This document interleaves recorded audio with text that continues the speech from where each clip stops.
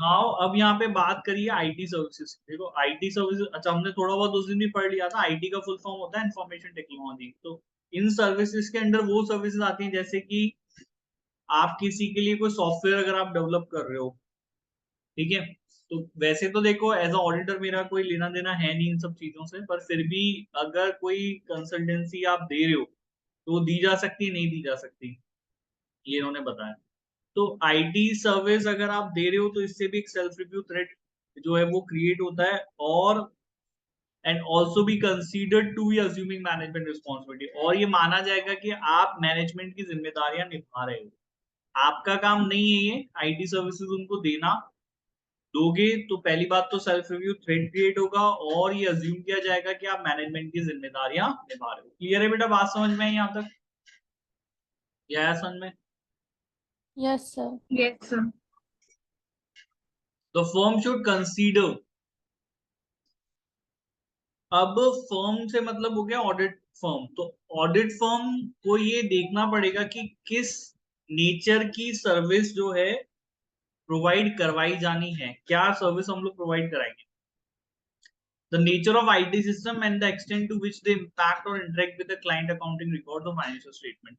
और जो IT system हम लोग उनको देंगे, ऑडिट फर्म जो है वो कह रही है कि अगर हम IT सर्विस दे रहे हैं तो किस तरीके के IT सिस्टम हम उनको देंगे, और वो क्या इम्पैक्ट या फिर वो किस तरीके से इंटरेक्ट करेगा क्लाइंट के अकाउंटिंग रिकॉर्ड और फाइनेंशियल स्टेटमेंट्स के साथ में, and the degree of Reliance the audit team will place on the IT system. और इसके अलावा भी कितना रिलाय ऑडिट टीम करेगी इन आईटी सिस्टम पे ऑडिट के पर्पस के लिए, है ना। रिलाय करने का मतलब कितना आप डिपेंड होगे, कितना विश्वास करोगे, कितना डेटा वहां पे देखोगे। तो कुछ चीजें जो है आपको बेटा ध्यान में रखनी पड़ेगी before providing the IT services, और if you are providing the IT services, दोनों चीजें हो सकती है, प्रोवाइड करने से पहले और अगर करी है तो फिर ऑडिट करने से पहले। ये दो तीन चीजें ये आपको कुछ ध्यान में देनी है, ठीक है।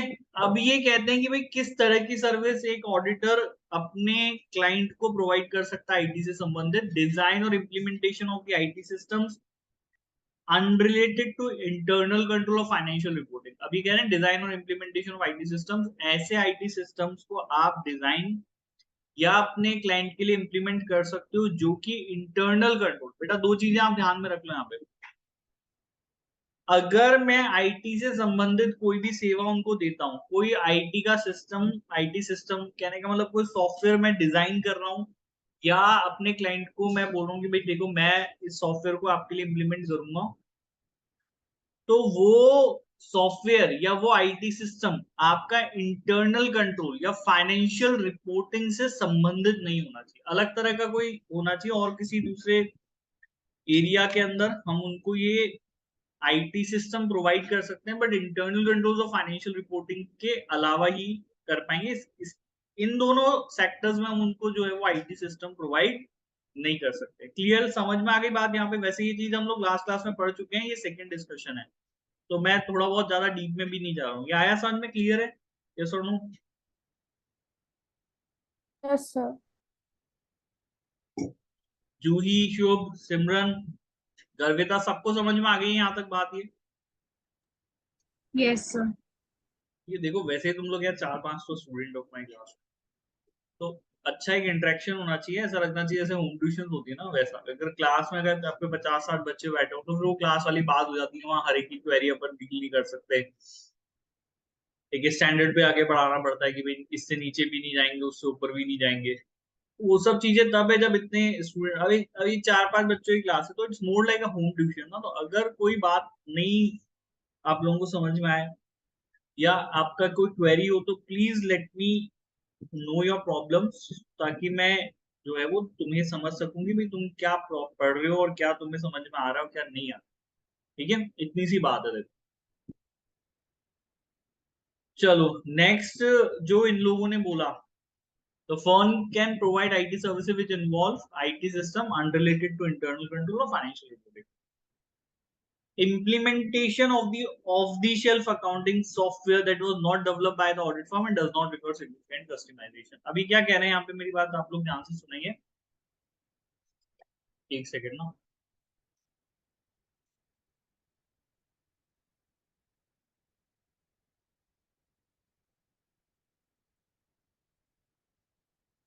चलो अब मेरी आप यहाँ से बात ध्यान से समझेंगे। Implementation of the shelf accounting software. देखो off the shelf accounting software किसको कहते हैं? मैंने शायद लास्ट टाइम ये डिस्कशन किया था। जैसे कि आप लोगों ने अगर एक अकाउंटिंग सॉफ्टवेयर आता है टैली, उसके बारे में सुना है कभी? Yes sir. Yes sir. Last time भी मैंने आपको अच्छे से समझाया था कि देखो अब वो टाइम नहीं रहा है कि हम लोग जो है वो सब चीजें मैन्युअली करें, सब चीजें कंप्यूटराइज हो चुकी हैं। और अब जो लोग भी अकाउंटिंग करते हैं तो वो कंप्यूटर बेस्ड अकाउंटिंग होती है। तो कंप्यूटर बेस्ड अकाउंटिंग पे होता क्या है? कंप्यूटर बेस्ड अकाउंटिंग पे कुछ नहीं होता, आपको एक जर्नल एंट्री पास करनी होती है, उसी से इनवॉइस जनरेट हो जाता है। और जो भी पीछे का सारा प्रोसीजर है वो ऑटोमेटिकली वो डेवलप कर लेते हैं। तो ऑफ द शेल्फ सॉफ्टवेयर का मतलब हो गया कि भाई ऐसे सॉफ्टवेयर जो दुकान पे बहुत आराम से मिल जाएंगे। जैसे कि आप माइक्रोसॉफ्ट वर्ड यूज करते हो, वर्ड यूज करा आप लोगों ने? यस और no? Yes sir. Yes sir. तो यार अब वर्ड तो देखो एक ऐसा सॉफ्टवेयर जो आपको आराम से किसी भी कंप्यूटर की दुकान पे मिल जाएगा। कुछ स्पेशल कस्टमाइजेशन नहीं, मैं कोई छेड़खानी कर नहीं सकता उसके साथ, ऐसा है। तो अगर आपका ऑडिटर आपको कहता है, सलाह देता है, या आपको टैली जैसा सॉफ्टवेयर इंप्लीमेंट करने में मदद भी कर देता है, ठीक है, तो पहली बात तो टैली उसका खुद का डेवलप नहीं किया, कोई सिग्निफिकेंट कस्टमाइजेशन को उसमें जरूरत नहीं है। आपको जरूरत थी किसी तरह के सॉफ्टवेयर की अकाउंटिंग के, और ऑफ द शेल्फ सॉफ्टवेयर उसने प्रोक्योर करके आपको दे दिया। तो ये जो आईटी सर्विस आपने कंसल्टेंसी उसको दी है, इससे उसकी इंडिपेंडेंसी कॉम्प्रोमाइज नहीं होगी। तो इस वजह से ये सर्विस, अगर आप एक of the shelf accounting software का इम्प्लीमेंटेशन अपने क्लाइंट के लिए करते हो तो वो काम आप कर सकते हो। आगे बात समझ में क्लियर है यहाँ पे? यस और नो?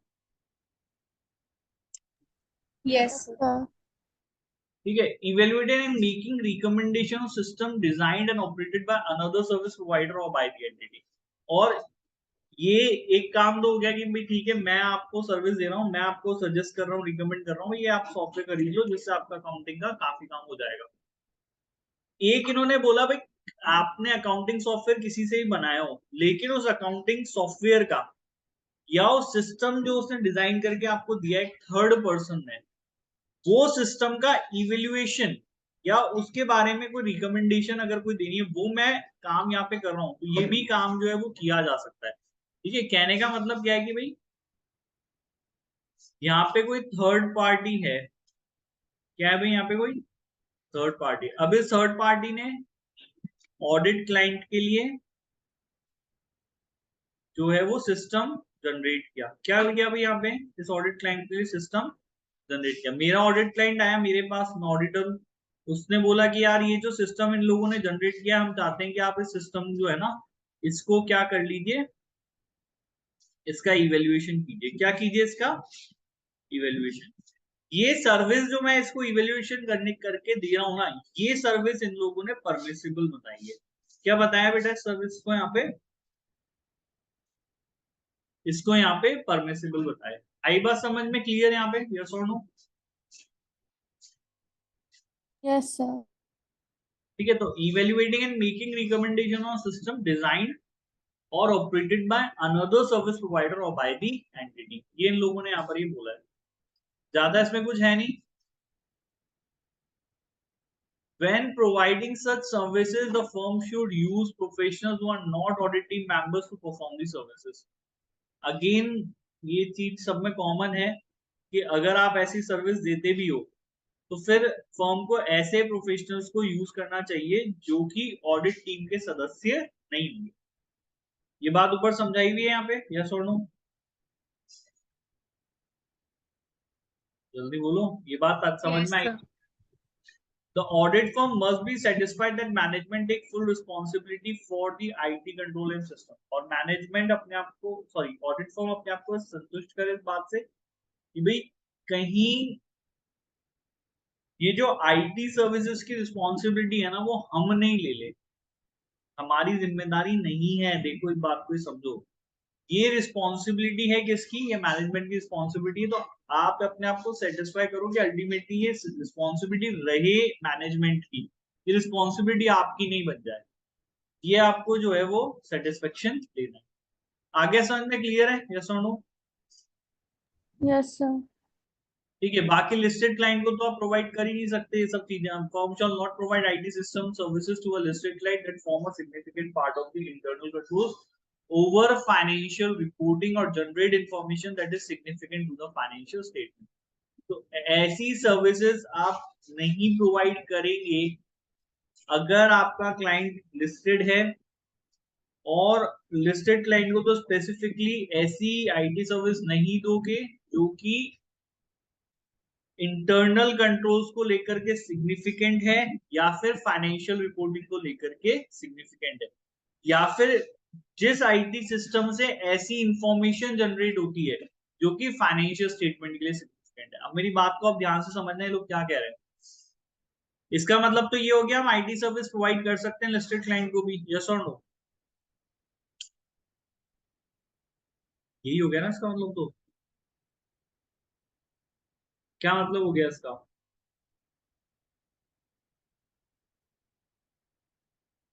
जल्दी बताओ।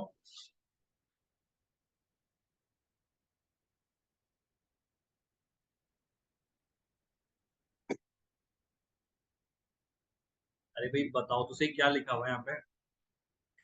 ये कह रहे हैं कि एक फर्म जो है आईटी सिस्टम से सर्विसेज जो है आईटी सिस्टम से रिलेटेड वो लिस्टेड क्लाइंट को प्रोवाइड नहीं करेगी। ये लिखा है यहाँ पर, आया ना? Yes, sir. ये लिखा है ना यहाँ पर। A firm shall not provide IT system services to a listed client. लेकिन हमने आगे ये लिखा है that form a significant part of internal control over financial reporting or generate information that is significant to the financial statement. लेकिन उन्होंने आगे ऐसी सिचुएशन दी है, इन्होंने ये स्पेसिफाई किया कौन सी आईटी सिस्टम सर्विसेज नहीं देनी है। तो इसका मतलब ये हो सकता है कि कुछ सर्विसेज हैं जो हम प्रोवाइड करें, ये चीज मैं आपको समझाना चाह रहा हूँ। There are certain IT services that you can provide. ठीक है, अब यहाँ पर आप बात से समझिए, थोड़ा सा डायग्रामेटिकली भी इसको चीज को हमको समझना पड़ेगा ना। ये कह रहे हैं that form a significant part of the internal control over financial reporting और generate information। तो मान लो हमारे क्लाइंट को एक आईटी सिस्टम की जरूरत है। किसकी जरूरत है? एक आईटी सिस्टम की जरूरत है। ये आईटी सिस्टम करेगा क्या? ये आईटी सिस्टम ये एक कंट्रोल का पार्ट बनेगा। किसका पार्ट बनेगा? या एक तरीके का कंट्रोल है। क्या है भाई? एक तरीके का कंट्रोल है। ध्यान से मेरी बात सुनना, हमारे क्लाइंट को एक आईटी सिस्टम की जरूरत है, जो आईटी सिस्टम बेसिकली एक तरीके का कंट्रोल होगा। किस चीज पे कंट्रोल होगा? ओवर फाइनेंशियल रिपोर्टिंग होगा। किस पे होगा बेटा ये control? Over financial reporting. Control क्यों बनाते हैं हम? क्या बचाने, क्या नहीं हो, क्या किस चीज से बचाने के लिए बनाते हैं कंट्रोल? क्यों बनाते हैं कंट्रोल? फ्रॉड प्रिवेंशन के लिए। खाली फ्रॉड प्रिवेंशन के लिए, मटेरियल मिस स्टेटमेंट के लिए भी? Fraud and material miss statement के प्रिवेंशन के लिए एज वेल एज डिटेक्शन के लिए, दोनों के लिए बनाते हैं बेटा। किसके लिए बनाते हैं? Prevention and detection. तो अब मेरी बात आप ध्यान से सुनिएगा कि हमारा क्लाइंट चाहता है कि हम उसके लिए एक आईटी सिस्टम डेवलप करें। क्या डेवलप करें? एक आईटी सिस्टम जो कि बेसिकली एक तरीके का कंट्रोल है और significant part of the control है। कुछ भी है, किसके ऊपर है? फाइनेंशियल रिपोर्टिंग के ऊपर कंट्रोल है। तो इसका मतलब इस कंट्रोल को एस्टैब्लिश करके आप चाहते हो कि भाई फाइनेंशियल रिपोर्टिंग में मटेरियल मिस स्टेटमेंट्स को बचाना और फ्रॉड को बचाना, ये चाहते हो? हाँ या ना? यस और नो? Yes, sir. ठीक है। और जनरेट, अच्छा ये एक बात हो गई। या फिर ये बोल रहे हैं और जनरेट, ये कह रहे हैं कि या फिर ऐसा हो सकता है कि आपका क्लाइंट चाहता है कि आप एक आईटी सिस्टम बनाओ जो कि इंफॉर्मेशन जनरेट करे। क्या जनरेट करे? इंफॉर्मेशन जनरेट करे बेटा, that is significant to the financial statement. और ये इंफॉर्मेशन किसके लिए महत्वपूर्ण होगी? आपके फाइनेंशियल स्टेटमेंट्स के लिए जो होगी वो फाइनेंशियल स्टेटमेंट के लिए सिग्निफिकेंट होगी। आगे बात समझ में क्लियर है? यस और नो? ये Yes, sir. हमारा पहला सिनेरियो हो गया, ये हमारा दूसरा सिनेरियो हो गया। तो अगर आपका क्लाइंट इन जो है वो इस तरीके के आईटी सिस्टम्स आपसे डेवलप कराना चाहता है, तो हमें उसे हाँ करना है, मना करना है? क्या करोगे? Sir, provide नहीं करनी। ये प्रोवाइड नहीं कर सकते। ये वो सिस्टम है जो मैं आपको प्रोवाइड नहीं कर सकता, क्योंकि ये सिस्टम एक ऐसा कंट्रोल है जो कि फाइनेंशियल रिपोर्टिंग के ऊपर है, या फिर ये एक ऐसा कंट्रोल है, या फिर एक ऐसा सिस्टम है जिससे कि इंफॉर्मेशन जनरेट होगी, और वो ऐसी इंफॉर्मेशन होगी जो कि फाइनेंशियल स्टेटमेंट के लिए सिग्निफिकेंट होगी। तो अगर मेरा क्लाइंट कोई मुझसे सिस्टम डेवलप कराना चाह रहा है, ठीक है, या ऐसी कोई सर्विस चाह रहा है, तो आईटी सिस्टम से मैं नहीं दूंगा। अदर देन बेटा, अगर इसके अलावा और कोई सर्विस है, इसके अदर देन कोई सर्विस है, तो इवन चाहे भले मेरा क्लाइंट लिस्टेड क्यों नहीं है, मैं वो आईटी सिस्टम से रिलेटेड सर्विस उसको प्रोवाइड कर सकता हूँ। आ गया बेटा समझ में? क्लियर है यहाँ पे? यस और नो?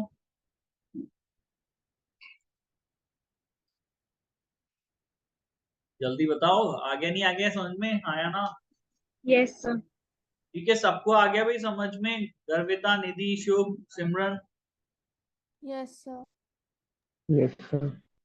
इन्होंने ही Yes, बोला। sir. तो अगर, क्योंकि देखो कई बार क्वेश्चन आएगा और हो सकता है आपसे पूछा जाए कि भाई ये क्लाइंट जो है ये सर्विस इसकी ये रिक्वायरमेंट है, तो हमें उस क्वेश्चन को ये देख के समझना है कि भाई ये दो कैटेगरी के अंदर तो फॉल नहीं कर रही ना। अगर इन दो कैटेगरी में फॉल नहीं कर रही, तो even though you are listed client, हम कराएंगे सर्विस प्रोवाइड, बात खत्म हो गई। नेक्स्ट आ जाते हैं वैल्यूएशन सर्विसेज पे। अच्छा, वैल्यूएशन के बारे में मैंने आपको पहले भी बताया। वैल्यूएशन जब किसी भी चीज की वैल्यू को आपको कैलकुलेट करना हो, आज की डेट में इसकी वैल्यू क्या है? जैसे आप किसी प्रॉपर्टी का वैल्यू अगर जानना चाहते हो, तो उसके लिए भी वैल्यूएबल होते हैं, जैसे आर्किटेक्ट होते हैं, ठीक है ना, या आप कोई सिविल इंजीनियर के पास जाओगे, वो आपको वैल्यू निकाल के देगा, है ना? आपको पता है आपकी प्रॉपर्टी की वैल्यू क्या है? पता है क्या? जल्दी हो, तो पता है आपको आपके घर की प्रॉपर्टी की वैल्यू क्या है आज की डेट में? नहीं पता? हाँ हाँ, तो जवाब दो।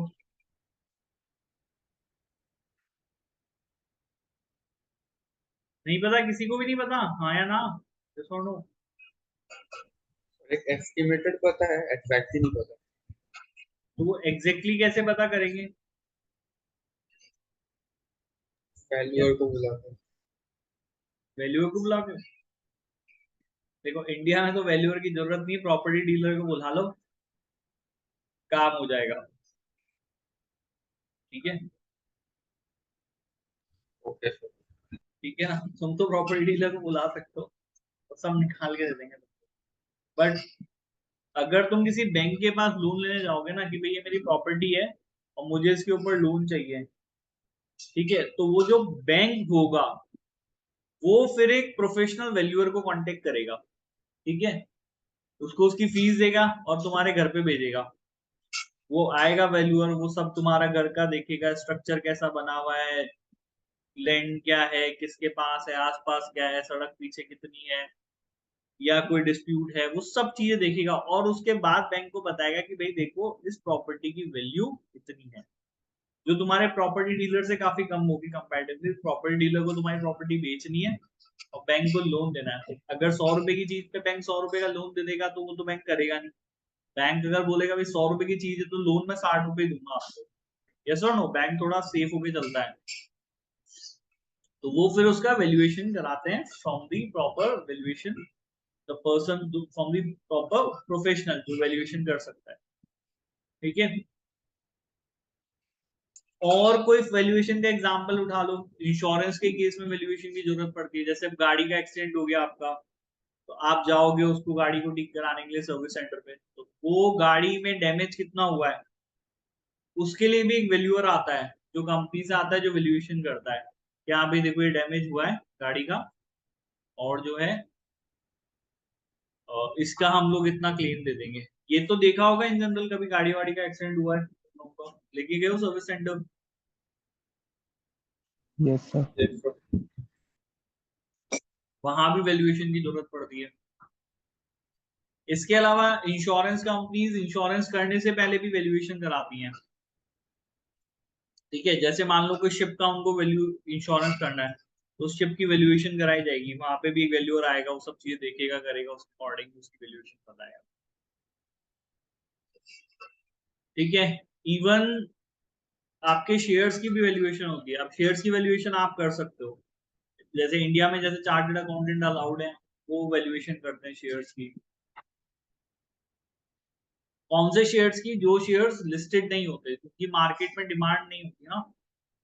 जो कंपनी जैसे प्राइवेट लिमिटेड कंपनी है, तो प्राइवेट लिमिटेड कंपनी के शेयर्स कैसे आप पता करोगे भी इनके शेयर के प्राइस क्या है? भाई जैसे रिलायंस एक कंपनी है, वो तो चलो पब्लिक कंपनी है, उसकी तो मार्केट में डिमांड सप्लाई है, तो उससे शेयर का प्राइस डिटरमाइन हो जाता है।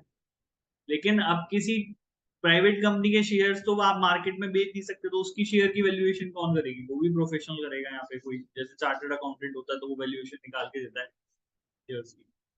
Now these are the certain example of value.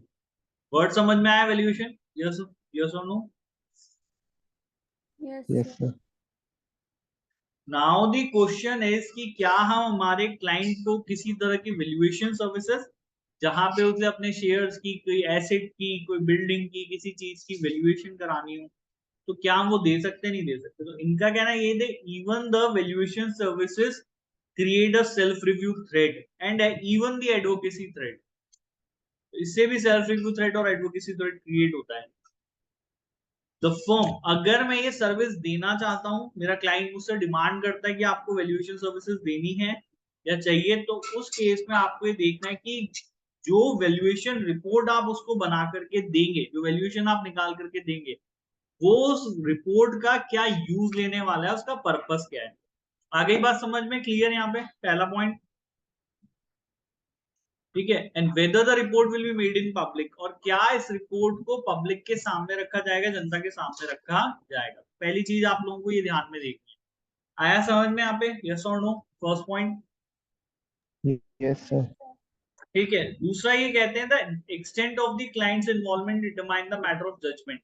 फिर उसके बाद क्लाइंट का खुद का इन्वॉल्वमेंट उस वैल्यूएशन में कितना रहेगा। देखो, अगर मैं वैल्यूएशन कर रहा हूँ, तो मैं भी यहाँ पे भी इंडिपेंडेंस की जरूरत होती है। जैसे अगर आपके बैंक के से आपने लोन अप्लाई किया, तो वैल्यूएशन करने आएगा, वो आपसे ज्यादा आपको इन्वॉल्व नहीं करेगा, वो अपने हिसाब से वैल्यूएशन करेगा। तो जैसे अगर आप अपने क्लाइंट के लिए कोई चीज का वैल्यूएशन कर रहे हो, तो कोई जजमेंट लेने के लिए या किसी भी चीज के लिए आपका क्लाइंट किस हद तक आपके साथ इन्वॉल्व होगा, ये चीज आपको जो है वो देखनी पड़ेगी।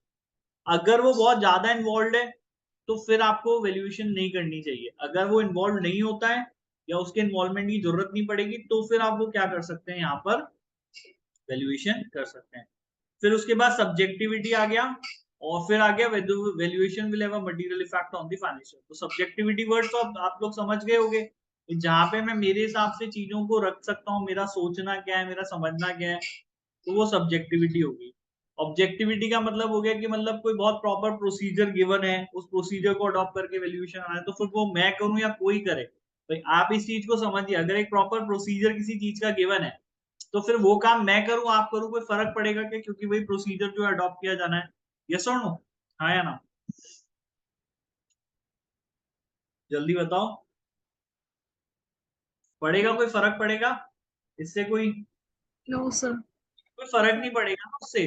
लेकिन अगर कोई प्रॉपर प्रोसीजर नहीं किया हुआ, तो फिर वहां पे सब्जेक्टिविटी आती है। फिर वो काम मैंने मेरे हिसाब से किया होगा, वैल्यूएशन मैंने जो है मेरे हिसाब से निकाल करके दी होगी, तो वो देखना पड़ेगा कि भाई सब्जेक्टिविटी कितनी इन्वॉल्व है इस वैल्यूएशन प्रोसीजर में, and whether the valuation will have a material effect on the financial. और क्या जो मैं वैल्यूएशन निकाल रहा हूँ, वो फाइनेंशियल स्टेटमेंट्स के ऊपर मटेरियल इम्पैक्ट क्रिएट करेगी। मटेरियल वर्ड का मतलब है बहुत ज्यादा कोई इम्पैक्ट क्रिएट कर रही है, इफेक्ट कर रही है। ये कुछ चीजें इन्होंने बोला है कि वैल्यूएशन सर्विस अगर आप दे रहे हो, तो आपको ये यहाँ पर ध्यान रखनी पड़ेगी। And the degree of dependency on future event that might create significant volatility in the amount involve. अब मान लो कि भाई मैंने यहाँ पे कोई वैल्यूएशन निकाल दिया, क्या निकाला भाई मैंने यहाँ पर, मैंने कोई वैल्यूएशन निकाल दिया। अब वैल्यूएशन निकाल तो मैंने दिया है, लेकिन फ्यूचर में कुछ ऐसा हो जाए जिससे कि वैल्यूएशन गलत हो जाए। ठीक है, मान लो कि भाई प्रॉपर्टी की वैल्यूएशन निकालनी है। अब प्रॉपर्टी की वैल्यूएशन आज की डेट में आपने निकाली और सरकार ने आपके सामने की सड़क जो है वो 60 फीट से 180 फीट कर दी, तो इससे इस प्रॉपर्टी की कीमत बढ़ेगी कम होगी, क्या हो जाएगा, राइज हो जाएगी ना, यस और no. Yes, sir. Yes, sir. तो इस वजह से ये जो वैल्यूएशन निकाली गई है when it was on a 60 feet road, तो ये वैल्यूएशन गलत हो गई है आज की डेट में। तो ये भी आपको ध्यान देना पड़ेगा कि भाई फ्यूचर में मेरी वैल्यूएशन पे या फ्यूचर में ऐसा कुछ हो सकता है जिससे कि सिग्निफिकेंट अमाउंट में या वॉलेटिलिटी, मतलब जो अमाउंट मैं आज डिटरमाइन करके दे रहा हूँ वैल्यूएशन निकाल उसमें बहुत इंपैक्ट जो है वो चेंज आ जाए। तो वो सब चीजें भी आपको ध्यान में रखनी पड़ेंगी। आगे बात समझ में क्लियर है यहाँ पे बेटा, यस और no? Yes, sir. Okay, some valuation will not involve significant subjectivity if the underlying assumptions established by law and techniques are widely accepted। तो मैंने ये चीज समझा दी भाई, अगर जिस assumption के बेसिस पे आप ले रहे हो वो established है, टेक्निक जो है वो widely accepted है, तो फिर वहां पर सब्जेक्टिविटी कम हो जाती है। ठीक है, वो वैल्यूएशंस आप कर सकते हो, लेकिन जहां पे सब्जेक्टिविटी अगर बहुत ज्यादा है तो वैसी वैल्यूएशंस नहीं करी जा सकती। ठीक है, इसको आज अपन यही खत्म कर रहे हैं। मेरी क्या 10 बजे भी 9 बजे भी वापस क्लास है यार, 2 मिनट फिर कंटिन्यू करनी है, चाह रहा हूँ 10 मिनट का ब्रेक ले लूँ। इसको अपन कल आगे कंटिन्यू करते हैं। यहाँ तक आया समझ में, clear? Yes, sir. Yes, sir. चलो फिर आज की क्लास में ही खत्म करते हैं। Bye, good night.